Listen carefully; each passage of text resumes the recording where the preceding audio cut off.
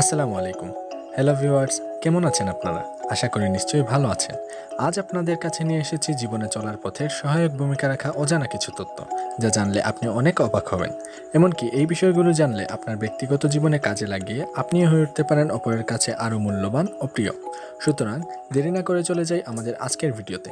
বন্ধুরা, আজকে আপনাদের জন্য নিয়ে এসেছি কী করে আপনি অন্যের কাছে গুরুত্বপূর্ণ হয়ে উঠতে পারেন, অর্থাৎ অপরের কাছে নিজেকে পছন্দসই করার কিছু ট্রিক্স নিয়ে আমাদের আজকের এই আয়োজন।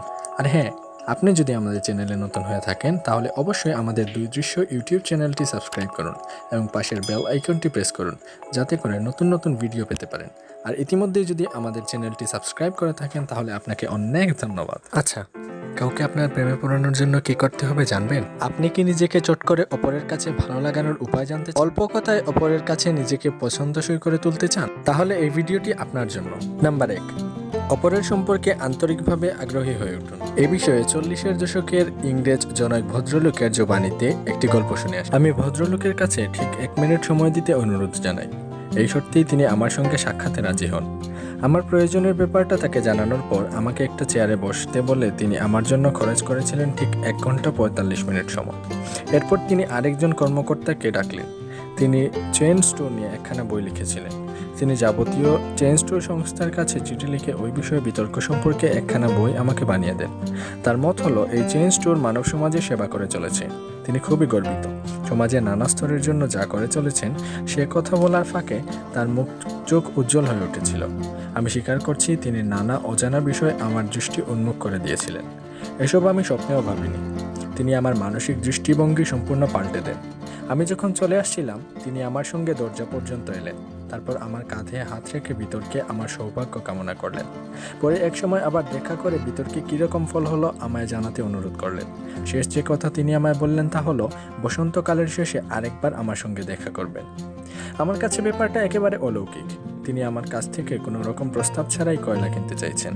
আর তার সমস্যা সম্পর্কে আগ্রহী হয়ে মাত্র 2 ঘন্টার মধ্যে আমি অনেকটা অগ্রসর হয়েছি, যা আমি আমার কয়লার প্রতি আগ্রহী করতে 10 বছর চেষ্টা করেও পারতাম কিনা সন্দেহ। আপনি নতুন কিছু আবিষ্কার করেননি, মিস্টার নেফলে, কারণ বহু বছর আগে, যিশুর জন্মেরও 100 বছর আগে, বিখ্যাত এক রোমান কবি পাবলিয়ান সাইরাস মন্তব্য করেছিলেন, আমরা অন্যের প্রতি তখনই আগ্রহী হই অন্যেরা যখন আমাদের প্রতি আগ্রহী হয়।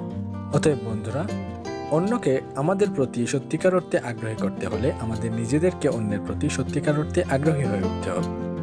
নাম্বার 2, হাসুন। প্রাচীন চীনারা খুবই জ্ঞানী মানুষ ছিল। পৃথিবীর নানা ব্যাপারে তাদের জ্ঞান ছিল অসীম।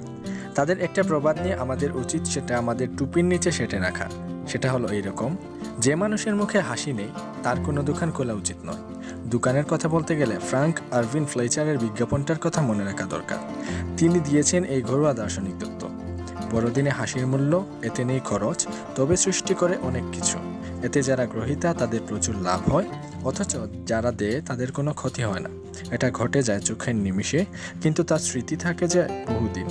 কেউ এমন বড় মানুষ নয় যারা এটি ছাড়াই চলে যায়, আর কেউ এমন দরিদ্রও নেই যার এতে লাভ হয় না। এতে গৃহে সুখ আসে, ব্যবসায় আসে সুনাম, আর হাসি হলো বন্ধুত্বের চিহ্ন। কারণ হাসি তাদের বেশি চায় যাদের দেবার মতো আর নেই। অতএব যদি চান লোকে আপনাকে পছন্দ করুক, তাহলে 2 নম্বর নীতি হলো হাসুন। নাম্বার 3, লোককে তার নিজের নামে ডাকুন। মনে রাখবেন, কোনো মানুষের কাছে তার নিজের নামটি যে কোনো ভাষাতেই সবচেয়ে মিষ্টি। বেশিরভাগ সময়েই কোনো অচেনা মানুষের সঙ্গে আমাদের পরিচয় ঘটলে আমরা কিছুক্ষণ কথাবার্তা বলার পর যখন বিদায় নেই, তখন তার নামটি আর মনে রাখি না। কোনো রাজনৈতিক নেতা প্রথমেই যা শেখেন তা হলো কোনো ভোটদাতার নাম। সেটা ভুলে যাওয়া মানে নিজে ডুবে যাওয়া। আর এই নাম মনে রাখার দক্ষতা রাজনীতির মতো ব্যবসা আর সামাজিক যোগাযোগের ক্ষেত্রেও সমান গুরুত্বপূর্ণ। নেপোলিয়ন বোনাপার্টের ভাইপো ফ্রান্সের সম্রাট 3য় নেপোলিয়ন অহংকার করে বলতেন যে রাজকীয় কাজকর্মের ব্যস্ততা সত্ত্বেও যাদের সঙ্গে দেখা হতো তাদের নাম ভুলতেন না তিনি। এ কাজে তার কৌশল ছিল কীরকম? খুবই সরল। নামটা পরিষ্কার না শুনতে পেলে তিনি বলতেন, খুবই দুঃখিত, নামটা ভালো করে শুনিনি। তারপর নামটা একটু অসাধারণ হলে তিনি বলতেন, নামের বানানটা কি একটু বলবেন? কথাবার্তা চলার ফাঁকে তিনি বেশ কয়েকবার উচ্চারণ করতেন নামটি, যাতে মনে সেটা গেঁথে রাখা যায়। সঙ্গে মনে রাখতেন লোকটির বাচনভঙ্গি, আকৃতি, সবকিছু। লোকটি নামই কেউ হলে নেপোলিয়ন আরেকটু খাটতেন। রাজামশাই একা হলেও 1 খণ্ড কাগজে নামটা লিখে ফেলতেন। তারপর বার কয়েক চোখ বুলিয়ে মনে গেঁথে নিয়ে কাগজটা ছিঁড়ে ফেলতেন। এইভাবে তিনি লোকটির পরিপূর্ণ একটা ছবি এঁকে ফেলতেন। এসব করতে সময় লাগে, তবে ভালো ব্যবহার করতে গেলে এমারসন বলেছেন ছোটখাটো স্বর্গত্যাগ করতেই হয়। অতএব আপনি যদি চান লোকে আপনাকে পছন্দ করুক, তাহলে 3 নম্বর নিয়ম হলো মনে রাখবেন কোনো মানুষের কাছে তার নিজের নামই হলো সব ভাষাতেই সবচেয়ে মিষ্টি। নাম্বার 4, ভালো শ্রোতা হন। অপরকে তার নিজের বিষয়ে বলতে উৎসাহ দিন। অতএব আপনি যদি ভালো কথক হতে চান, তাহলে ভালো শ্রোতা হওয়ার চেষ্টা করুন। মিসেস চার্লস নর্দান কি বলেন জানেন? নিজেকে ভালো লাগাতে গেলে অন্যের প্রতি আগ্রহ দেখান। এমন প্রশ্ন করুন অন্যেরা যার উত্তর দিতে চাইবে, তাকে তার নিজের কাজ সম্বন্ধে বলতে উৎসাহিত করুন। মনে রাখবেন, যার সঙ্গে কথা বলছেন সে নিজের সম্পর্কে 100% আগ্রহী। তার নিজের চাহিদা আর সমস্যাকে যে আপনার চেয়ে ঢের বেশি মূল্য দেয়। চীন দেশে দুর্ভিক্ষে হাজার হাজার মানুষ মরলেও তার চেয়ে নিজের দাঁতের ব্যথায় সে বেশি নজর দেয়। আফ্রিকার 40টা ভূমিকম্পর চেয়ে সে তার ঘাড়ের ফোঁড়া নিয়ে বেশি চিন্তিত। অতএব অন্যেরা আপনাকে পছন্দ করুক, তাই যদি চান, তাহলে 4 নম্বর নিয়ম হলো ভালো শ্রোতা হয়ে উঠুন। অন্যদের নিজের কথা বলায় উৎসাহ দিন। নাম্বার 5, অন্যের আগ্রহের ব্যাপার নিয়ে কথা বলুন। এই মূল্যবান কৌশলটি কিভাবে ব্যবসায় লাগানো যায় সেটাই দেখা যাক। ভুরডানয় কোম্পানির হেনরি জি ভুরডানয়ের কথাটাই ধরুন। তিনি নিউ ইয়র্কের বিখ্যাত রুটি কোম্পানির মালিক। তিনি নিউ ইয়র্কের বিখ্যাত কোনো হোটেলে তার রুটি বিক্রির চেষ্টা করছিলেন। 4 বছর ধরে তিনি প্রতি সপ্তাহে হোটেলের ম্যানেজারের সঙ্গে দেখা করছিলেন। ম্যানেজার যেখানে যান তিনি সেখানে যেতেন। এমনকি একই হোটেলেও তিনি তার সঙ্গে থেকেছেন, সবই সেই রুটি অর্ডার পাওয়ার জন্য। তবে সবই বৃথা। তারপর মিস্টার ভুরডানয় বলেছিল, মানব চরিত্র অনুধাবন করে আমি আমার কৌশল পাল্টানোর ব্যবস্থা করলাম। আমি বের করতে চাইলাম ভদ্রলোকের আগ্রহ কিসে। আমি জানতে পারলাম তিনি হোটেল অভ্যর্থনা সমিতির একজন সদস্য।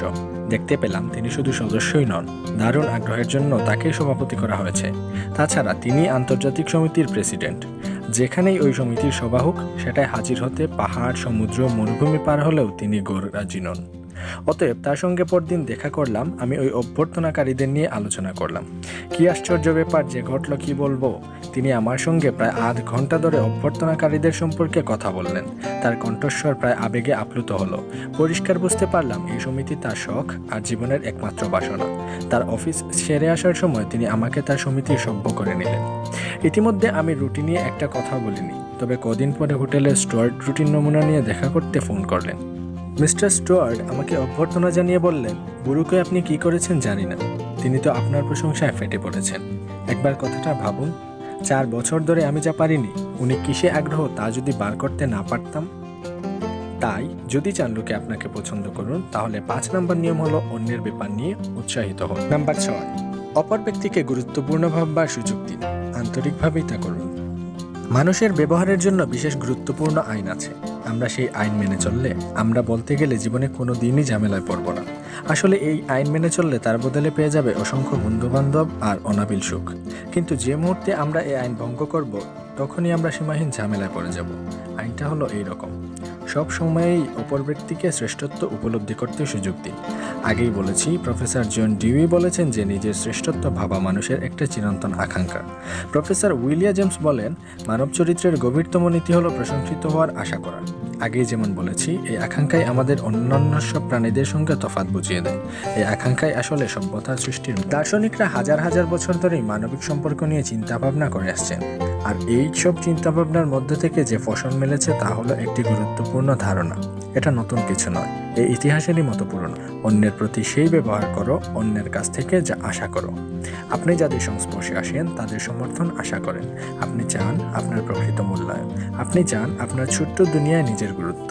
আপনি কখনোই সদাস্তরের ফাপাতু সমুচ চান না, বরং চান সত্যিকার প্রশংসা আপনি আশা করেন। আপনার বন্ধু বান্ধবী আর সহকর্মীরা চার্লস শুয়াব যেমন বলে গেছেন সেই রকম হবে। তিনি যা বলেছেন তা হলো, তারা দেবে হৃদয়ের স্বীকৃতি আর কমবে সত্যিকার প্রশংসা।